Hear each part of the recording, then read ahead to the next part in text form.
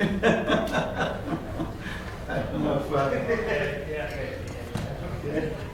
It's, you think that's fine?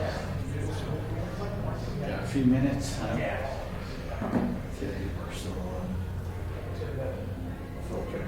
Packing a lot into one day, aren't they? Yeah.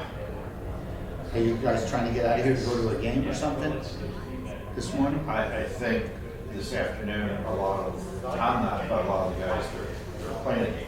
Oh, gotcha, okay. That's why there's a hurry to get things done, I guess. Yeah, I think the game starts at 1:30. Okay. People chase it, grab some lunch, and get out to the park and stuff. Okay. This is my first time. Do you know where the ballpark is, where they're playing? They are playing at, Oh, Washington Park, okay, downtown Phoenix, yeah, okay. 1:30 to 4:30, it says. Not too far from here.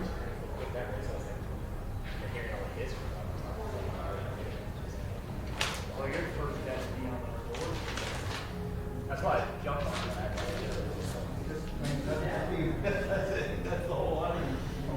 Everyone's at the women. Yeah, unfortunately, a tough one. Tough one to go up against. Yeah. I mean, feedback. Yeah. What are you discussing? The history of the Cactus League, spring training baseball in Arizona.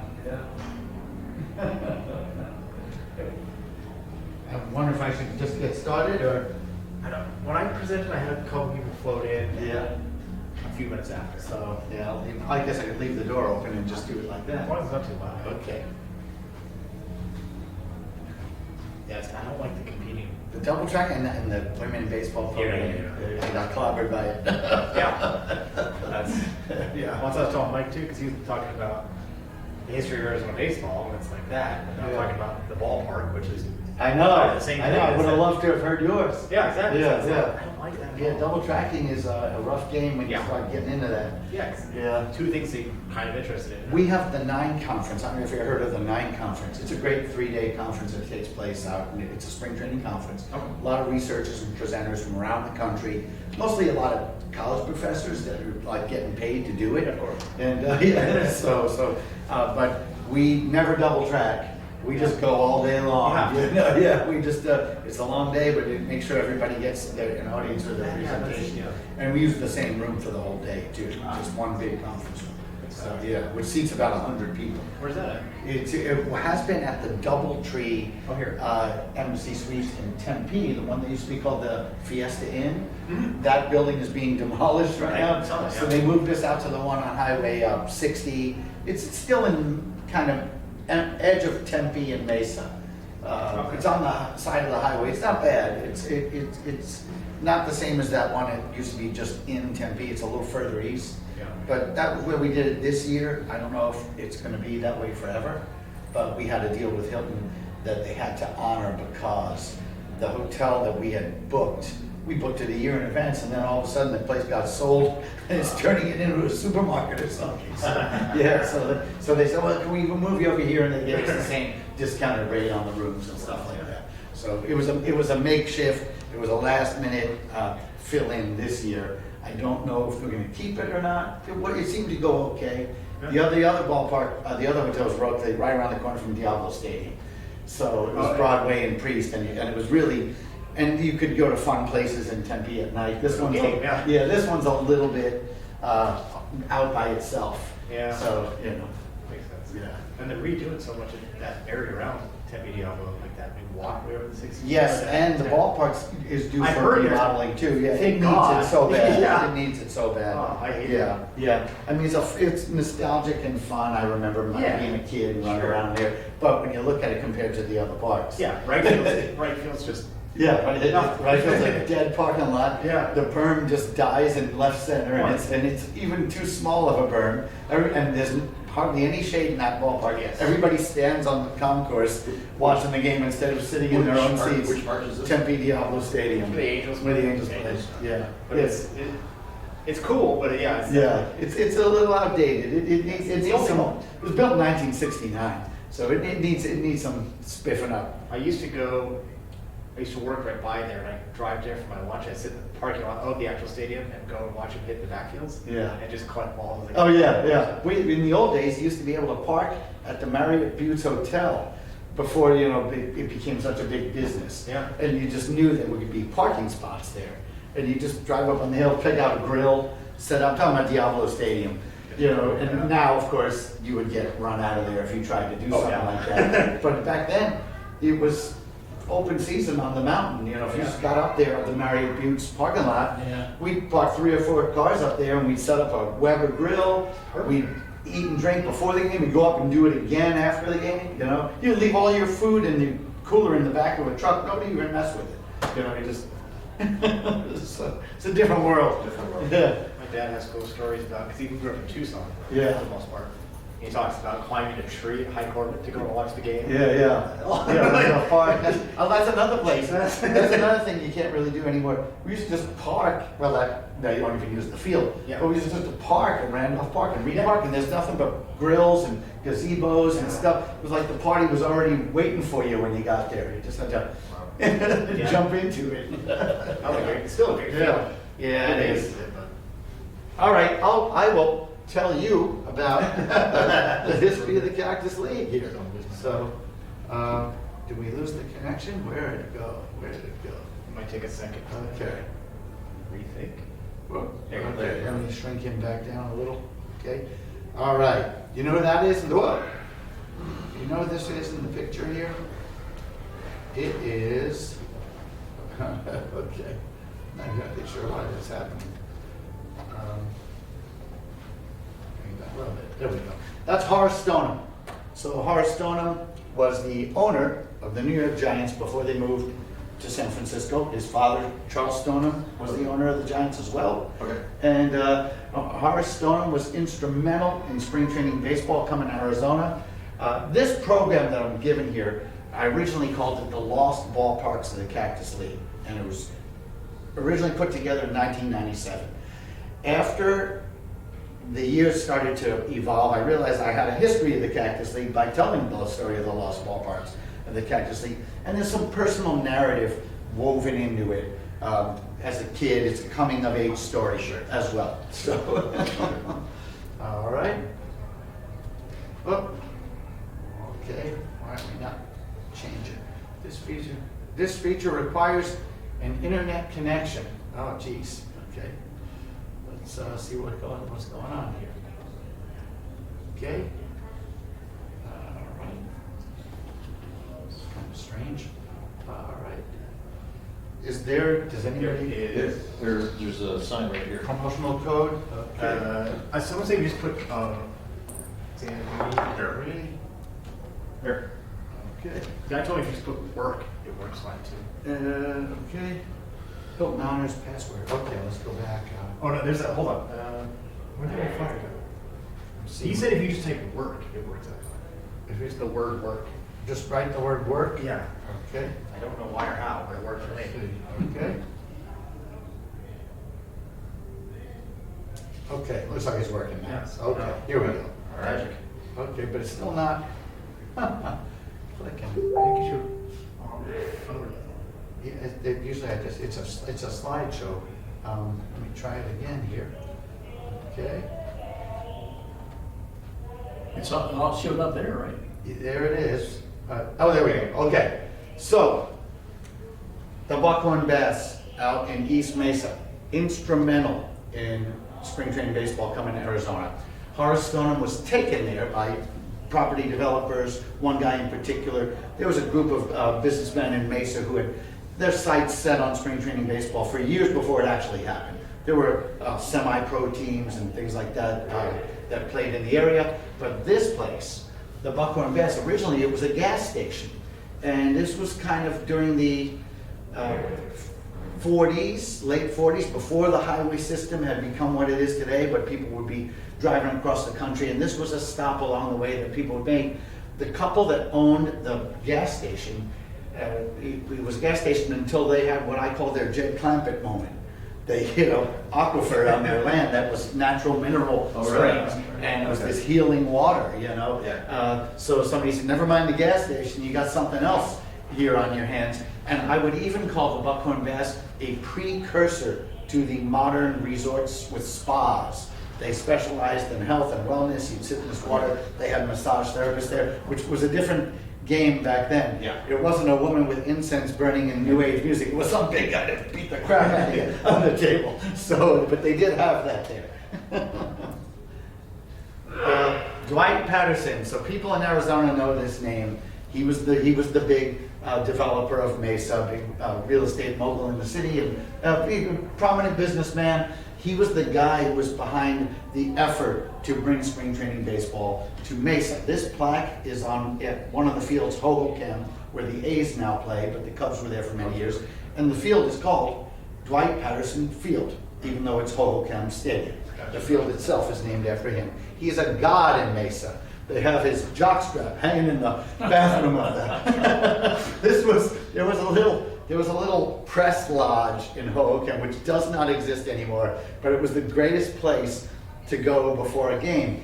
There was the only ballpark in the whole Cactus League where they didn't charge for the lunch spread, and they put up pitchers of beer for anybody who was like in the media or press. It went on until the 90s. Wow. And and even probably even the early 2000s. But when you went to the men's room and you stood at the urinal, they had this at eye level right in front of you. There was no avoiding Dwight Patterson's jockstrap. It was right in your face. Was he still alive at that point? I don't know. I mean, he was a legend, so he probably was. He was probably the first big hoe. The Hobokens are a civic organization, and the leader, which gets changed every couple of years, is called the Big Hoe. so he was the... Yeah, I have a question though, just before you really get rolling. Here. Yeah. So prior to the Cactus League, I know like the Cubs were like in Catalina Island and off of California, and I guess I'm assuming the Grapefruit League. Yeah. Florida was the big spring training, and or was that Arkansas had spring Arkansas? training. Yeah, Hot Springs, Arkansas. Hot Springs. And the Cubs, I'm going to get to that in just a second, because the first two teams to have spring training, there's the Buckhorn Bass, that's Gaylord Perry, Okay. sitting in the hot water. Okay. And he kept coming back years after years to this place, even when his career was over. He stayed Right. friendly with the couple. He loved it. When they had the Buckhorn Bass, not every player on the team got to go there. Stoneham would invite guys to what it would be like early spring training, and it was kind of like fun too. They'd have dinner there, they'd have steak dinners outside, and there was barracks that were like little, actually casitas. There were these little houses that the guys would stay in, and so if they get there mid-February, before any Cactus League games were being played, and they just hang out and kind of loosen up, sit in the water, start to feel good.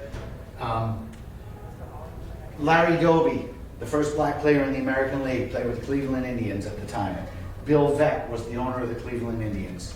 Veck and Stoneham were friends. Veck owned land in Tucson, and he had his designs on signing black players. Both of them did. Stoneham and Veck were early prominent, promoters of integration. They really believed in it, and Veck had some troubles in Florida trying to put black players up, and he said, never mind, we're just going to go to Arizona and we'll let Larry Doby break in there.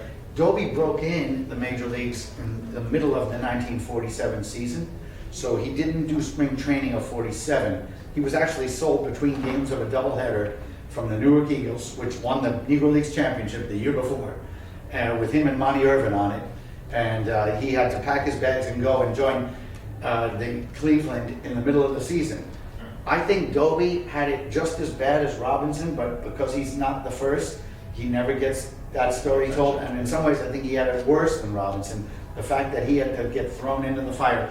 Jackie got to play in the minors for the Dodgers before with the Montreal Royals, and then they had spring training down in Cuba. They kind of eased Jackie in. That Larry Doby was just thrown immediately in the fire. When he showed up in the clubhouse, half the guys on the team turned their back on him and wouldn't shake his hand when he walked in. So yeah, he also, I think he's completely underrated as a player. If you look up his numbers, he's in the Hall of Fame, deservedly so. But he had one of those dual careers, like Roy Campanella, where The first half of his body of work takes place in the Negro Leagues, and the second half takes place in the Major Leagues, and it's consistently fantastic through both of them.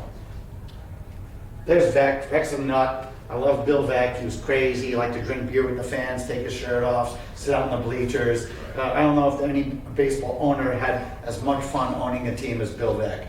Probably no. I think so. You know, Vec and Dobie are linked. This is a banner that's at Goodyear Ballpark. I don't know if you've been out there on the west side. So they have the Hall of Famers if you walk around the concourse. A guy like Dobie, Bob Feller, who was also on the team back then, 1947, the first year of spring training baseball. Bob Feller was right in the meat of his career, right in the prime of it. This is what it looked like when they first played. This is at a place called Phoenix Municipal Stadium, the original one, not the one that exists now, where ASU plays. This would have been closer to Chase Field, downtown Phoenix. And this photo is from the first game between the Giants, the New York Giants, and the Cleveland Indians. And you can see what a rousing success it was. Everybody in the world came out to that game.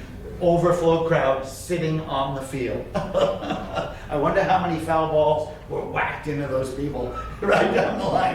That's really taking your life into your own hands. You know? I don't think I would sit that close. If Vladimir Guerrero comes up, he'll kill you.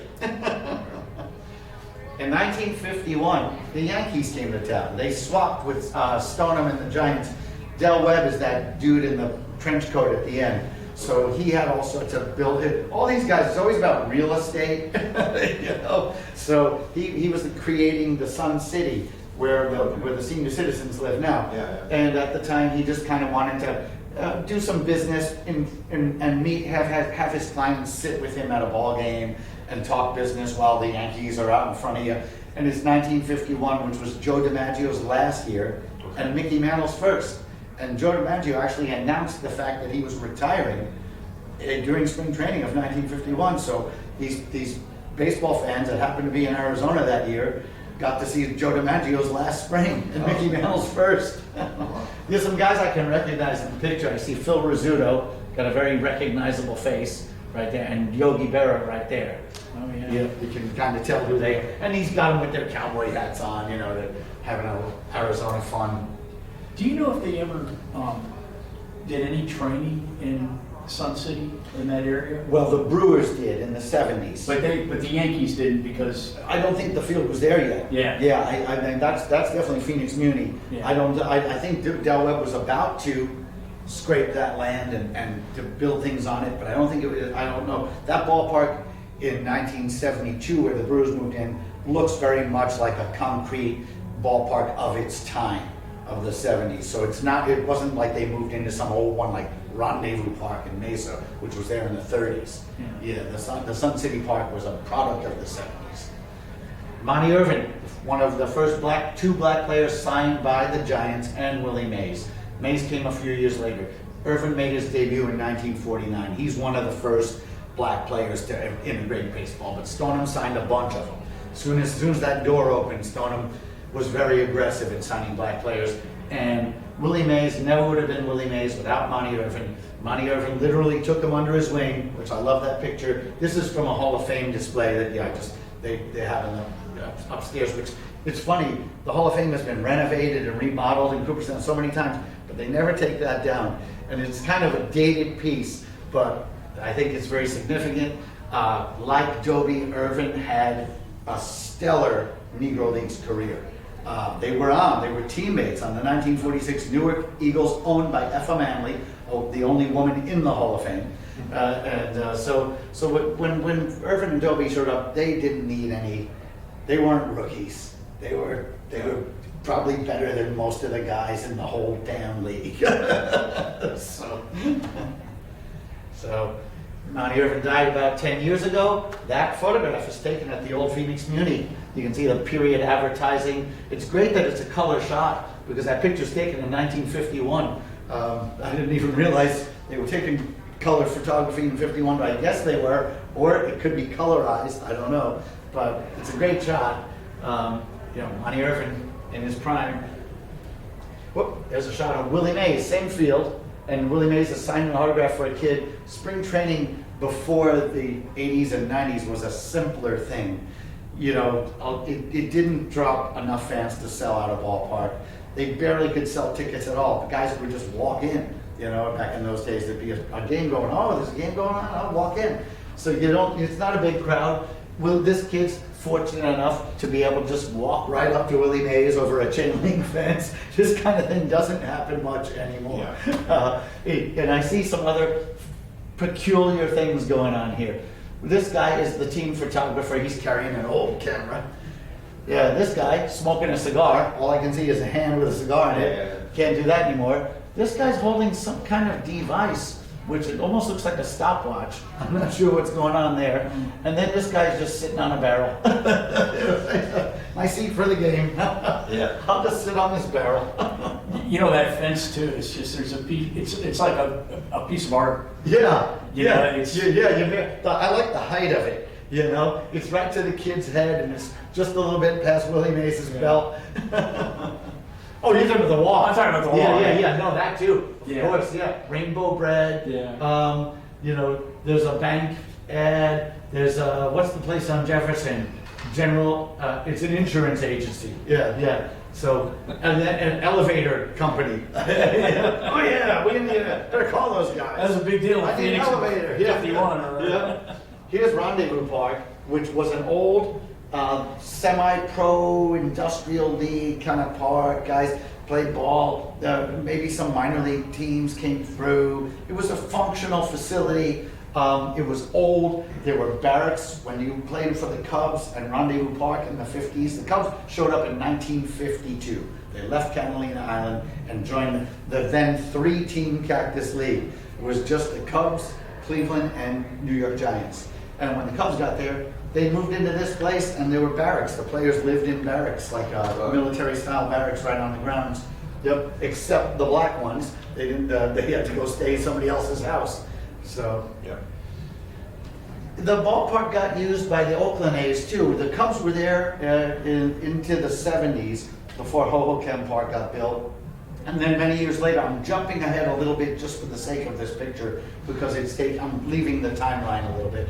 Because this is taken at Rendezvous Park when the A's were the home team. That's Dave Duncan. You might have heard that name, the catcher. He went on to be a manager and coach. And that's Hank Aaron. Yeah. So Hank Aaron was just passing through. The Braves did not have spring training in Arizona, but they were on their way to LA for opening day.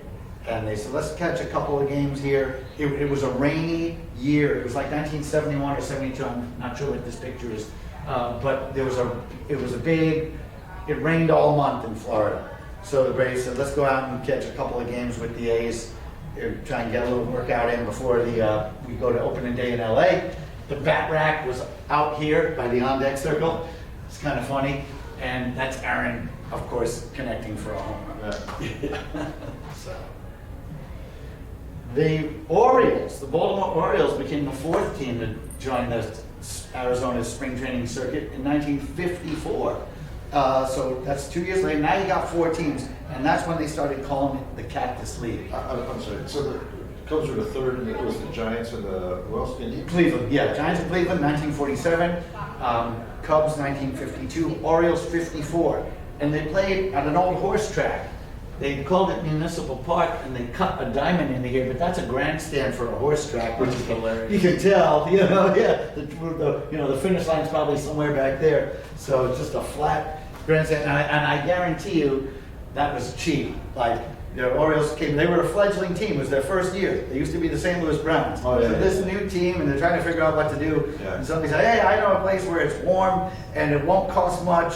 They probably rent this thing for $100 for the whole month. Who knows? Yeah. Maybe they didn't get charged at all. I never really looked into what it cost. You can see the train tracks too. Yeah. And Yuma, which was the site of the Territorial State Prison, was about the only other thing that Yuma was known for at the time. It was just a place where guys got sent to prison. Oh, right. They also, surprisingly enough, are one of the greatest date producers in the world. Those palm dates. They grow in Yuma like crazy, Right. and they sell dates and date jelly and jam and stuff like that comes from Yuma. not sure. And then years later in Yuma, the Padres came out and they built them a real place. This was, Yuma's not that far from San Diego. You know, if you're gonna leave from here and go to San Diego, you're gonna have to go through Yuma. There's no avoiding it. So I sent Mike a picture because I was on my way to San Diego in November, and I wanted to see if this ballpark was still here. And the water tower's still there, the ballpark's still there. I'm not exactly sure what they used it for, but everything's still there. And the Padres left in 1992 and ended up here in Peoria with the Mariners sharing the ballpark in 94. In 93 they were nomadic, and so were the Mariners. They were teams without a home. They just played all their games on the road both those years. Really? Yeah.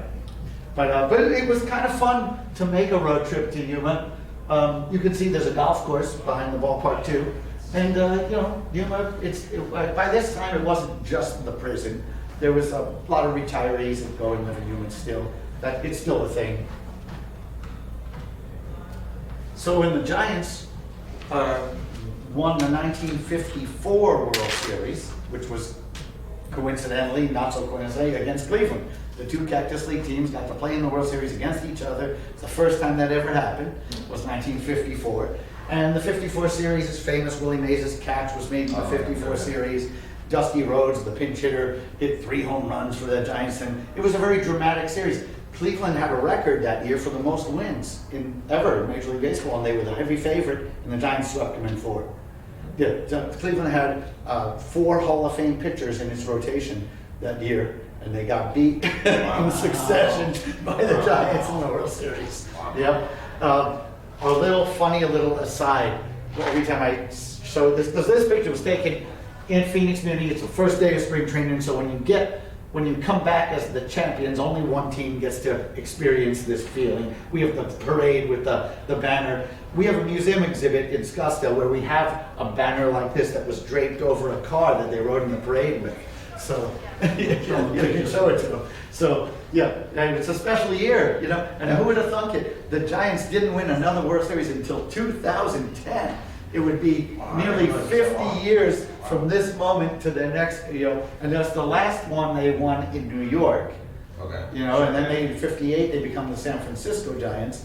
There's a funny episode of The Honeymooners. Remember Jackie Gleason and Art Carney? So Ralph and Ed have tickets to a World Series game for this World Series. That's the banner.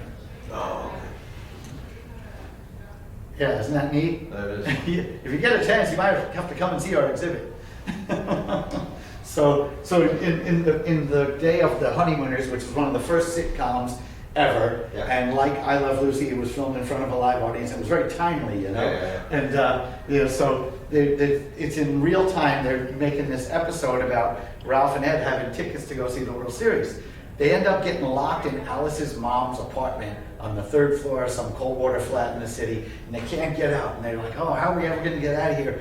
We gotta go see the World Series." So they tie some bed sheets together and climb out like Batman or Robin. And there's a cop standing on the ground when they get out, and he thinks they're robbing the place. Yeah. So they say, "No, really, we had tickets to the game. We've been stuck up there all night. We never knew how we were going to get out." And they didn't realize it. Game 4 they had tickets for Game 5. Oh, and the cop tells them it's all over. That's the punchline of the show.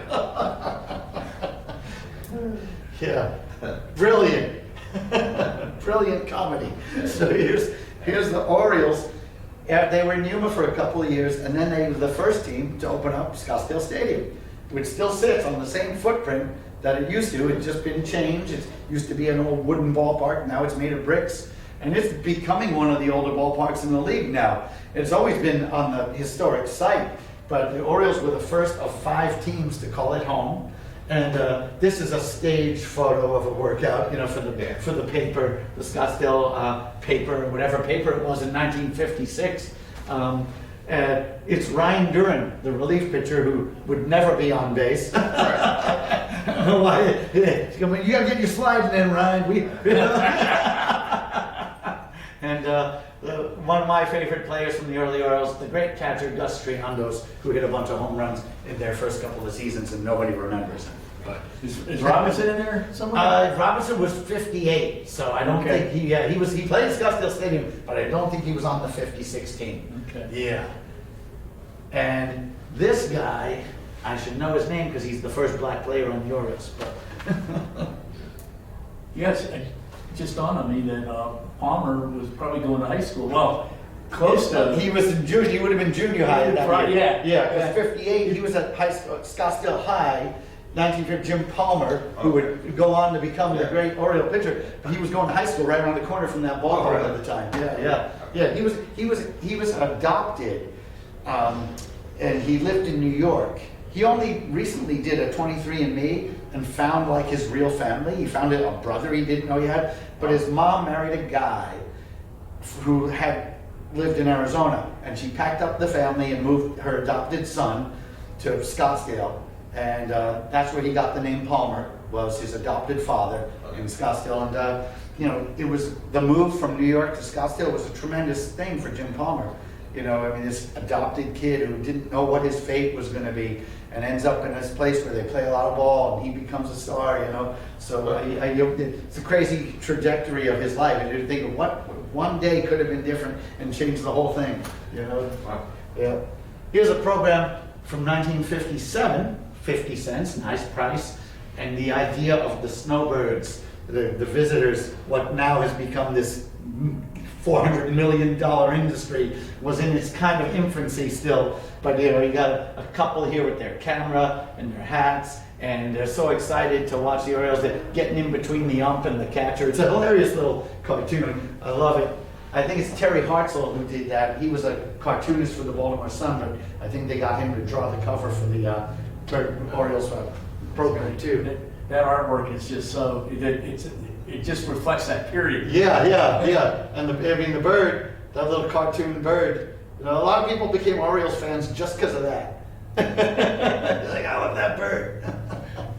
So Scottsdale Stadium in those days, it's a thriving metropolis. Now it's a huge, big city. But back then it was kind of coming out of its agricultural origins. It was surrounded a lot by farm plots on the side that you can't see right here. Now there's a hospital, and this area here is City Hall and the government buildings and a big, huge public park. But back then it's pretty simple. I don't even know what the capacity would have been, probably 2,000, now it's like 10. But you have these bleachers, these are the kind that they would just roll in, these bleachers and those bleachers. This is a little permanent grandstand made of wood. You could park. And on the right field, beyond the right field fence, that was the rodeo grounds. Yeah, back then. Yeah. He was a rodeo guy. Yeah. We used to park in that where the batter's eye is, the center field wall. We park all our cars in that empty lot. And we're in high school, but we're Saturday night. Rodeo's over. We're partying. Yeah. And we decided that it would be fun to see who could throw their empty beer cans and bottles Over that wall. And 30 feet high. one guy didn't make it, and it was a whiskey bottle, and they came back, and this guy's sleeping in his truck, and it's smashed. Oh, jeez. You wouldn't know anything about smashed windshield. He came out of that truck like he was going to kill somebody. No kidding. So here's another view. It's a great aerial shot. I mean, I'm guessing somebody was up in a helicopter taking this picture, which is stupendous. And it's funny, I saw recently somewhere online a very similar shot, and I thought, oh, I got to juxtapose, I got to add the modern one to show the difference, which I will add it to the slideshow eventually. But you can see farm plot. I guess the rodeo grounds was back here. No, it was here. It was right where those. Oh, right here. there. Right there. Gotcha. But yeah, and again, now it's a busier day. The grandstand seems to have been grown a little bit. Some of that other pictures a few years later, and I don't know what model the car was, but everybody had the same one back then. It looks like Whatever that car was, that's the one everybody was buying. A lot of light colored ones. You don't see a lot of dark cars out there. They're all some kind of, you know, I'm guessing white or off-white. Yeah, they all look white. Yeah, they all look white, and they all look like the same car. This guy's still there. This is some sign that says, welcome to Scottsdale. But back then, there was not as much to promote in the way of the town outside of the ball game. So the schedule would be the thing that they put up there. And you can see it's a 4-team league. still, because that's their whole schedule. So it's the Orioles' schedule. First they play the Cubs, these are the home games, and you can Yeah. see the breaks in between Yeah. where they would go to the other parks. Yeah. So they got Cubs in Cleveland and New York, right?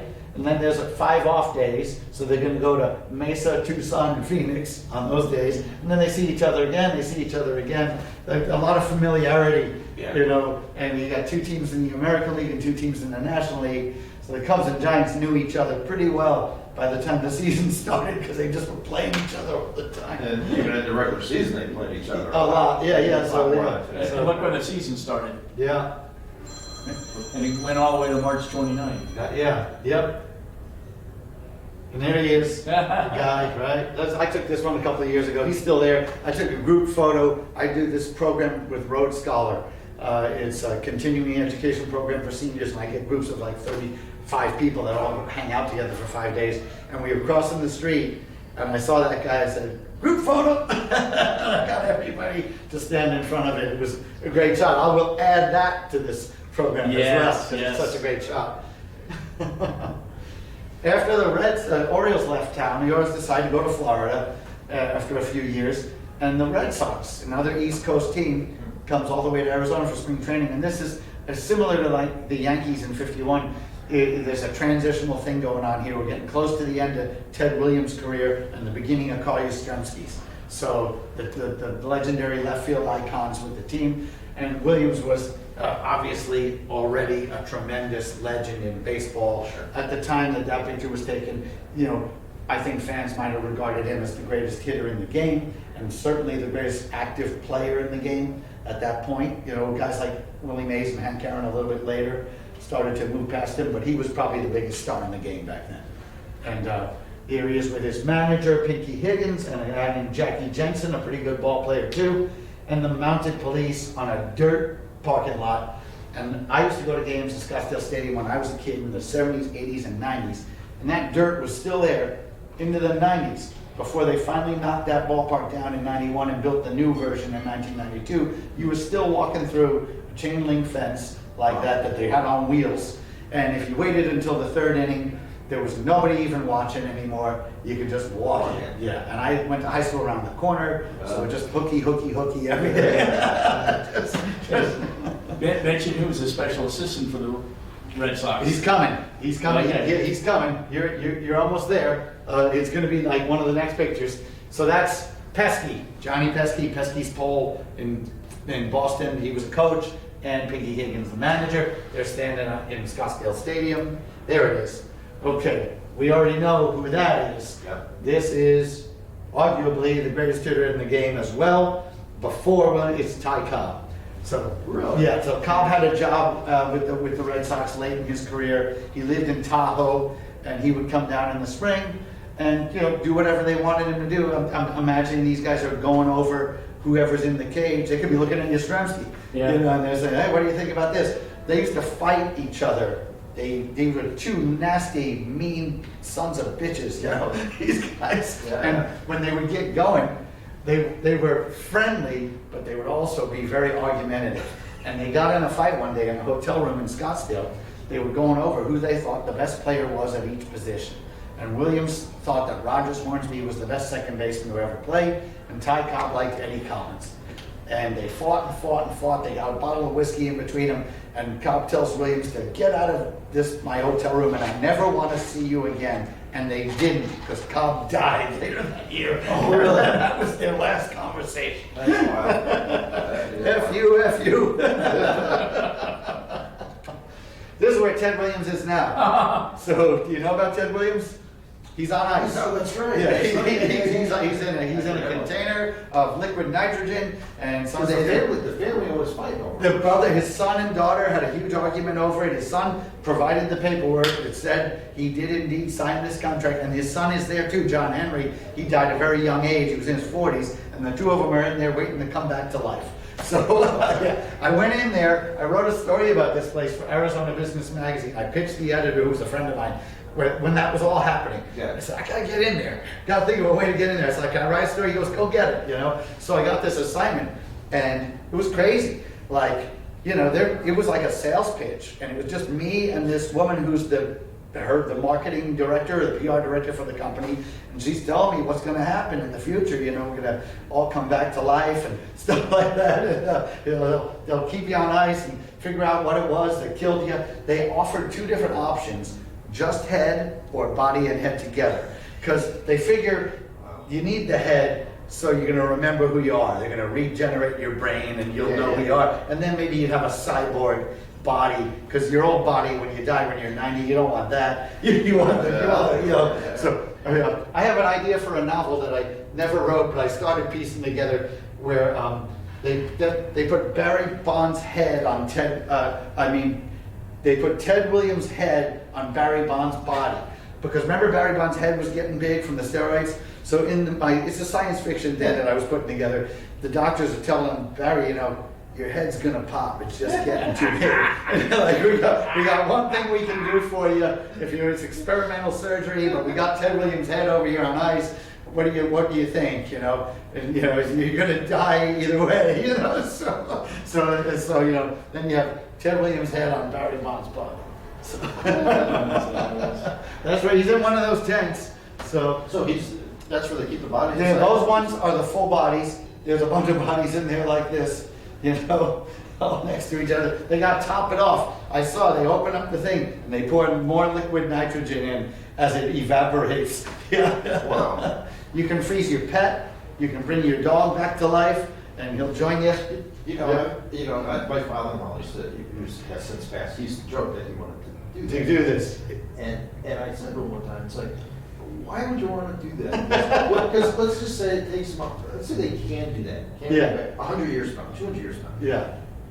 What are you going to do? Everybody you know is dead. Yeah. The language is going to be different. If it was you're not going to have any job skills. You can't hold a job. You're going to be like in a zoo. You know, Rod Serling covered this on the Twilight Zone years before, because there was a couple that could only afford to have one of them do it. And the guy says to his wife, "It should be you," or she says, "No, it should be you." And then he comes back years later, and he's got this old wife, and he's not interested in it anymore. He likes this old, and it was like it wasn't what they thought it was going to be.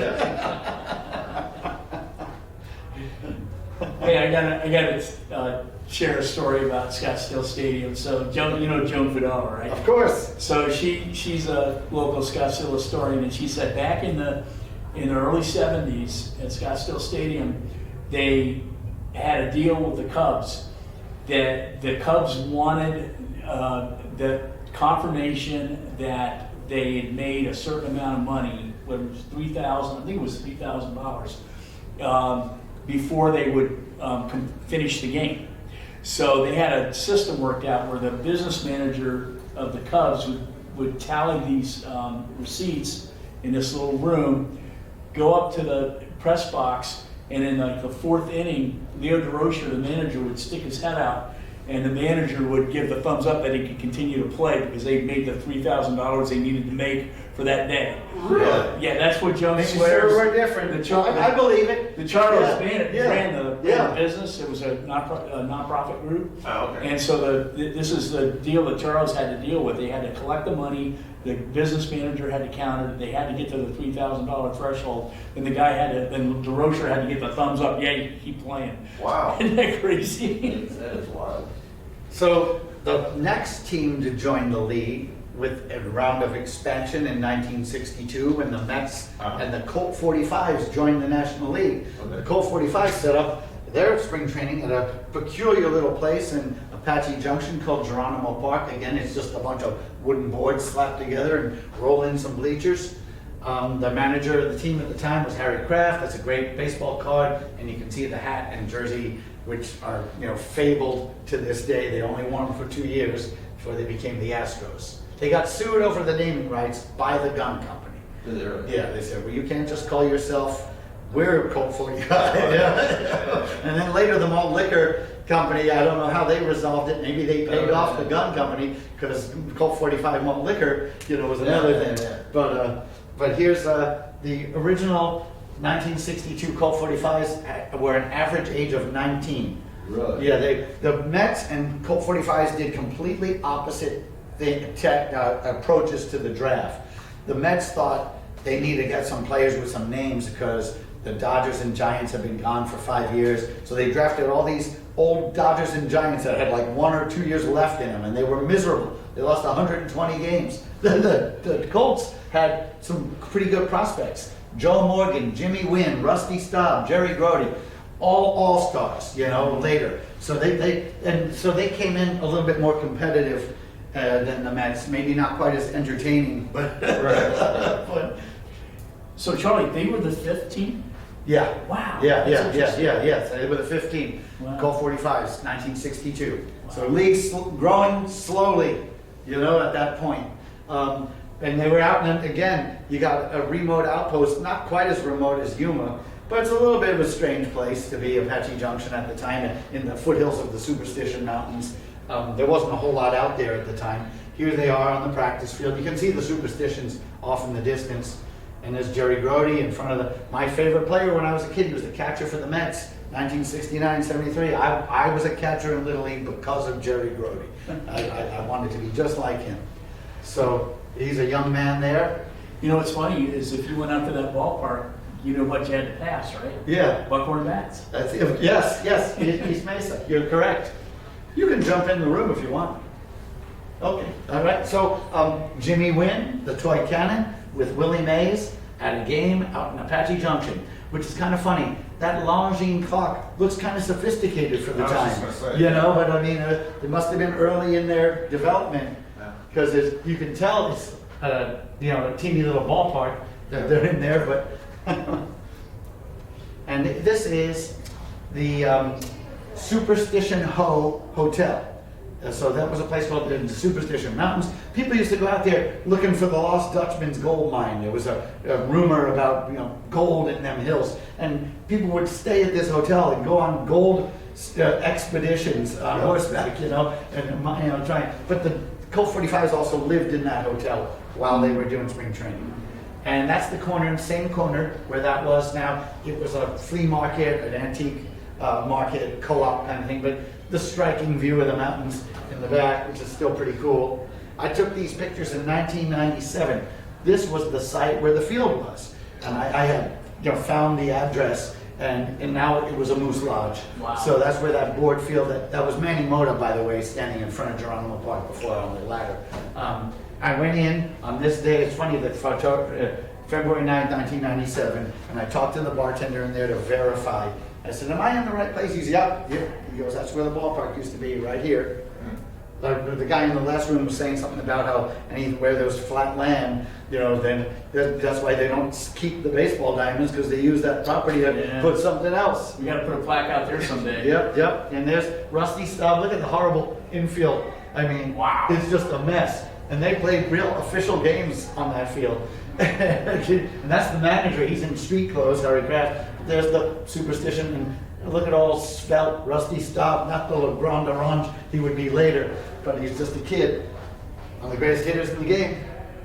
You got to wonder if the lack of care for that field is what led to them going back to Florida. Yeah, I mean, obviously it was so rudimentary, it was so rustic. And then this is behind the Moose Lodge. I went out there and took this picture, which is trailer park, and you can see the angle of that wall and the first base line.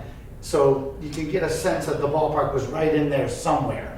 It's a little closer here, so it's probably, the ballpark's a little further down that line. Just a little further down that line. So I was looking around. It's not home plate. It's just a piece of styrofoam that looked like home plate. I found it. That's hilarious. I found it in the tumbleweeds. My buddy was with me. My friend Jason got up high and took a picture of me. And then I went inside the store looking for something like a postcard or a program, and that's all I could find was a Colt 45 malt liquor tray. And I got my Colt 45's hat on and the Colt 45. And it's funny, we talk about the Arizona baseball trail. It says the Arizona treasure map. The idea was you're looking for gold or something out in Apache Junction. I found that in there too. Oh, you're okay. Here's Ernie Banks. Mike right here was friends with Ernie Banks. When the Cubs played in Scottsdale, he used to ride in the car with Ernie Banks' sons to the games. Yeah, yeah. He lived 2 doors down from me. Yeah. Tells you how baseball's changed, right? Yeah. We lived in this modest apartment building, and Ernie Banks and his family moved 2 doors down. Wow. So Yeah. Mike got to meet Ernie Banks, and this was during that era. This is somewhere in the 60s. The Cubs were moved into Scottsdale Stadium, and they left Rendezvous Park, and I think it was 1967 or 66, 67, they moved into this stadium until 78. They stayed for a good decade in Scottsdale Stadium, and they had Ernie Banks, Billy Williams, Ron Santos, Fergie Jenkins. It was a pretty loaded team. Yeah. 60-19 team. Yeah. It would be exciting to go see the Cubs. Yeah. This guy in the picture works for a civic organization called the Scottsdale Charros that run spring training. His name's Ed Redding. And he saw this picture. I published it in a magazine. And he said, I don't remember anybody taking that picture. He goes, I remember that day. I remember I got Ernie Banks autograph, but I didn't know somebody was taking a picture of me when I was doing that. Oh, wow. He found me through Fran Brennan from the Charros. She said, because he said, do you know this guy who wrote this story? And she goes, yeah. He goes, I got to get a copy of that picture. So I made a print of it for him. I had the original. And then he goes, now we got to get Ernie Banks to sign it.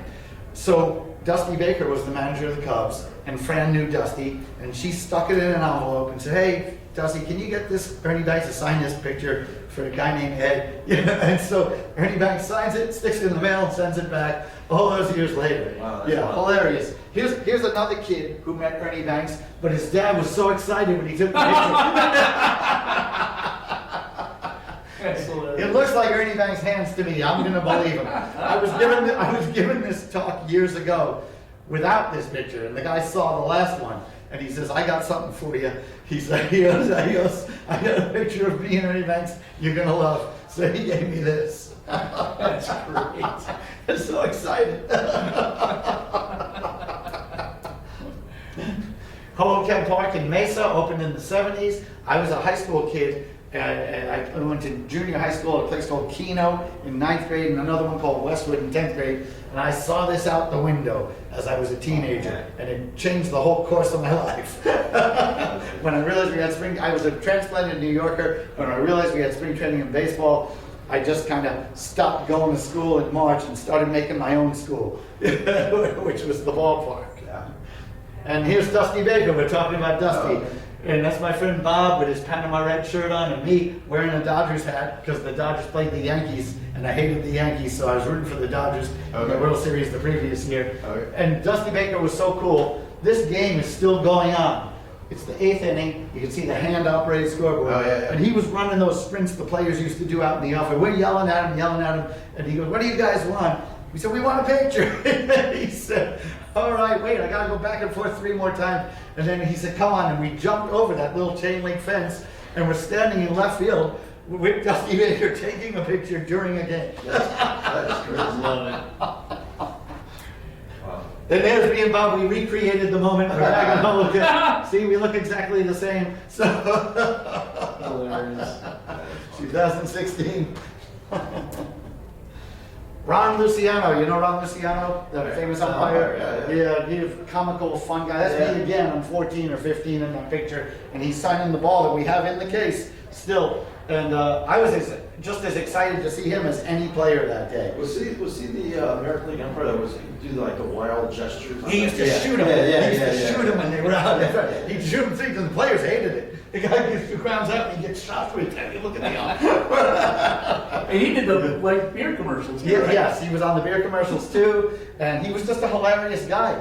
But he was harboring some demons. He killed himself. Wow. Yeah, he had some depression, you know, that he had. He wrote 2 books. He wrote The Rise and Fall of the Roman Umpire, and The Umpire Strikes Back, the sequel. So he wrote 2 books about his career. And there's a new biography out on him right now called The Big Loosh. And the guy who wrote the book was asking for people if they had photos of Ron Luciano. And I gave him this one. I'm in the book. That picture's in the Ron Luciano book. Again, it was another world. Here's the Cubs are playing at Hoboken, and Willie Hernandez just comes out of the locker room, changes out of his ballpark into his street clothes, and is hanging around with the fans.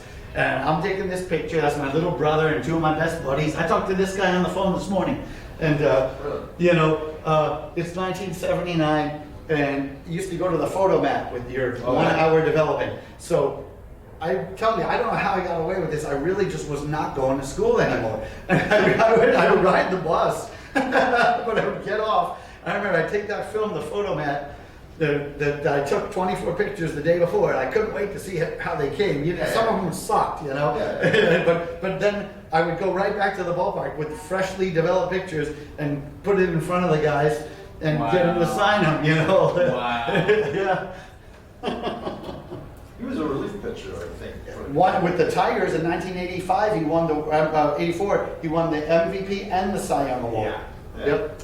Scottsdale Stadium again a little bit later when the A's had moved in after the Cubs. That iconic Camelback Mountain off in the distance. The bleachers, still a wooden grandstand. That's Fay Vincent, the commissioner, Really? kind of the last real commissioner before the owners decided to dismantle the office. Yeah. And he was in town because Scottsdale Stadium was in danger. It wasn't up to scruff, and the Giants were going to go to Florida. We had this great governor, Rose Mofford, who met with Fay Vincent, and they had some meetings, and they came up with these creative funding mechanisms, which included a rental car tax and a hotel bed tax. Basically meaning the residents would not pay for it, the tourists would, for these, and it was an $8 million bond. Now ballparks, I don't know why every ballpark costs $150 million to build now, but they rebuilt Scottsdale Stadium for $8 million. And that ballpark wasn't funded by that tax, that was funded by Scottsdale. It was a bond, yeah, Bonds. Jim Bruner, and yep, that was, you're right, that was just local people that did this. But they saved it, and then Mofford came up with the other things. That's Roger Craig. It's 1993, 92, 93, somewhere around there. Yeah, I think it's either 92 or 93. Well, yeah, 92 was a new stadium, so it would have been. So 91, Yeah, 91, you're right, yeah. So, but the crisis was on, you know? Yeah. We have one of the guys we work with is named Jeffrey Gonchar. He was the governor's chief of staff, and he has all that paperwork from that time, and he's got the letters. That they wrote back and forth to each And, other. and he warned the governor. He says, "You got to pay attention to this because I'm telling you, you're going to lose Cactus." Yeah. Wow. So when they were getting ready to tear the old ballpark down, this car was out in the parking lot all the time. This was a guy who used to drive from California, but that's not his car. These are my friends. It's just a convertible that was parked there. And I think, get in the ballpark express, you guys. So this guy, he must have been used to having that happen. When you have a convertible and, you know, like, I imagine so many people jumped in this guy's car, you know, and, we're just posing for pictures. So my friend Billy, my friend Carl, I called him Curly. Shirts were always optional back in those days. It's so funny. Look at all pictures of guys at the ballpark. Nobody's got a shirt on. You know? Man, I wish that car. Wouldn't it be wonderful if that car still existed? I met. It was so funny because I was wondering if I would ever find out, and I did find out. It was a bartender from Lefty O'Doul's in San Francisco who would drive this car out. I was sitting next to a guy who knew him one day, and somehow the topic came up. And he goes, "Yeah, I even had his email," and I sent him the picture. So I did correspond with the guy who owned this car. Yeah. Wow. Yep. This is a tree that was growing out behind the bleachers by the batting cage in left field, down the left field line, and I spotted a ball in it. I'm climbing around up on the bleachers, and I said, "Look at that ball wedged in there." And I was thinking, this is pretty funny. It probably somebody hit one out of the batting cage, and it got caught in that tree and just kept growing with it, kind of being lifted up to the heavens. Yeah. And then I climbed up and grabbed it. The parachute pants of the 90s, again, 1991, and the barbed wire. I'm on the porta-john. Trying to get the ball out of the tree. So I'm going to get that ball. It was all brown. It was like it looked like it'd been there for 20 years. Yeah. That's great.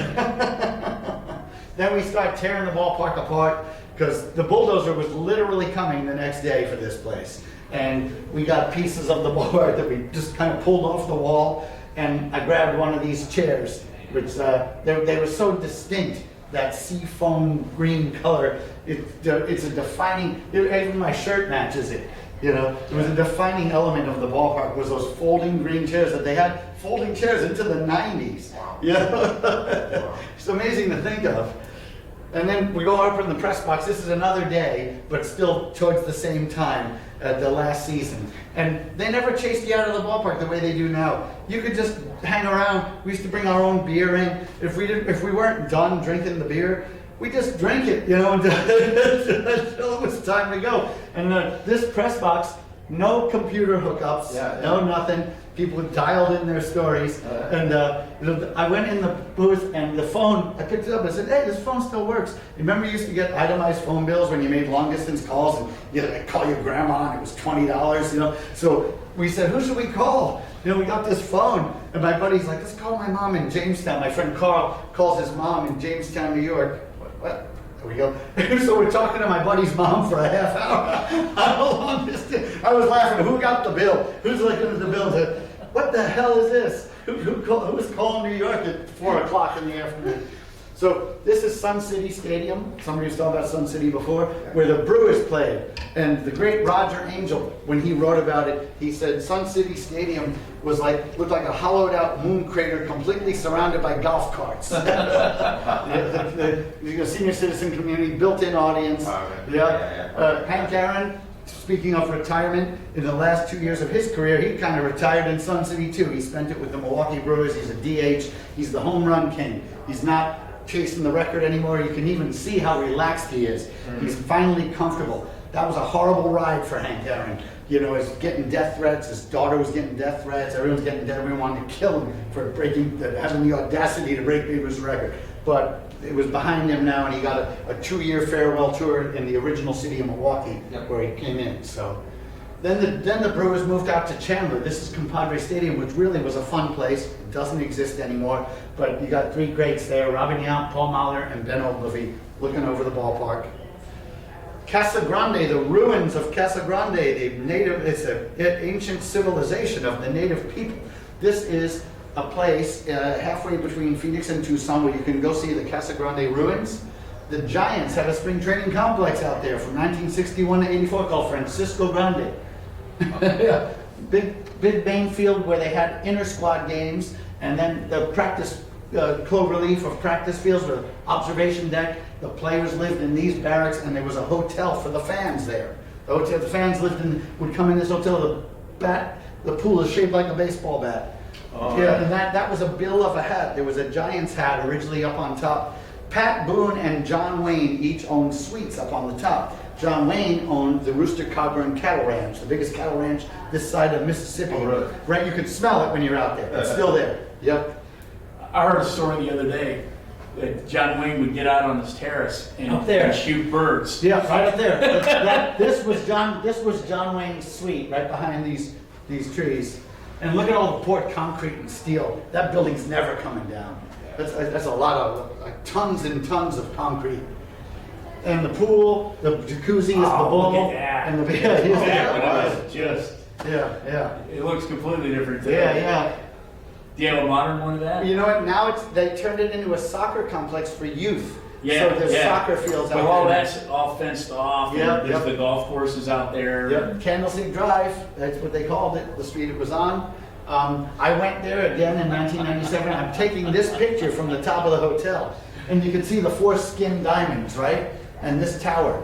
So I was asking, could I wander around out there? I asked the bartender, hey, I want to go take a look. He goes, nobody's been out there for years. Place closed in '84. This was 13 years after it had closed. Wow. So I went on this kind of archaeological, I call it ballparkeology, ballparkeological dig. Yeah. And there's the pool, it's still there. Yeah. That's still there. And then here's one of the diamonds. You can see the pitcher's mound and the baselines. Okay, so there's 4 of those fields. The big main field, that's the fence, the home run wall. I found a dimension sign that said 360 on it out there. Wow. Yep, there's the crow's nest again. Here's minor league players from the Seals and major league players from the Giants. Big, huge complex, probably like 80 or 100 guys out there. I went to approach this building, and I see this door here. And I'm thinking, I gotta see what's inside this thing, right? So I get to the door, and the doorknob's turning, but it won't open.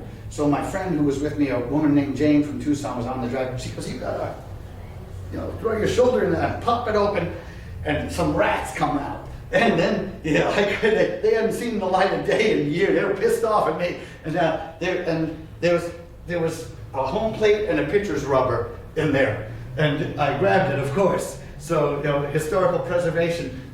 I call this picture "Stealing Home." So I unearthed that in there and rescued it from its fate. That sign, I also took that with me. The pitching rubber is actually right here on my feet. And if you look, I got the sign and the plate and the rubber and the plate. These are in our exhibit in Scottsdale right now at Fraser's Tavern. If you want to see the actual pieces, they are there. But the sign you gave away, right? The sign I give away. Yeah. I got to find it somewhere. Oh, that's a wonderful sign. I know, That'd be it wonderful was to have. too big. I couldn't keep it because I was moving to Baltimore and it was too big. Yeah. But I should have kept it. And then things like this end up in museums. That's in the Tempe Historical Museum in 1997. 50 years of the Cactus League exhibit, which now we're coming on 80 next year. So that's 30 years ago, the first time it was on display. And these are knot holes that I removed from the wall. The kids used to knock out the knots and watch the game for free. I knocked those out on the last day of the ball because I saw that picture in the paper and I said, I got to get a little souvenir. So I banged those out. There you can see them a little closer up. And ticket stubs, earthquake relief game, $8 to get in, 1990. This one here was the last game at Scottsdale Stadium before they tore it down, April 3rd, 1991, Giants versus Brewers. That ticket was not originally for the game. I used to just white them out and put them in my typewriter and redo tickets on stuff. There was no barcodes back then. Guy would look at that and think it was real. Just walk in. Here we're removing a chair from the Yuma ballpark for the chairs of the Cactus League collection. You have to authenticate them with photographs to make sure that and there they end up in the museum, a nice display of chairs of the Cactus League. Was that in Mesa? That was in Mesa, yeah, Okay. at the Historical Museum. Yeah. In whatever year, 2008, 2007, something like that. Wow. But they're all labeled Phoenix Muni, Yuma, Scottsdale, Tempe, Diablo, Peoria, and High Corbett with the very distinct red. And the High Corbett one's got a ding in it that I think somebody struck out and got mad and hit it with his bat afterwards. We've done exhibits. Mike and I do museum installations. This one is something we contributed with Mesa to create in Scottsdale at the library a few years ago, in the Scottsdale Public Library. And I think that's the last picture in the shop. That's it. All right, great. Thanks. Thanks, guys. That's awesome. Fun stuff. I'm glad you have a picture of the library one. Yeah. Oh, I got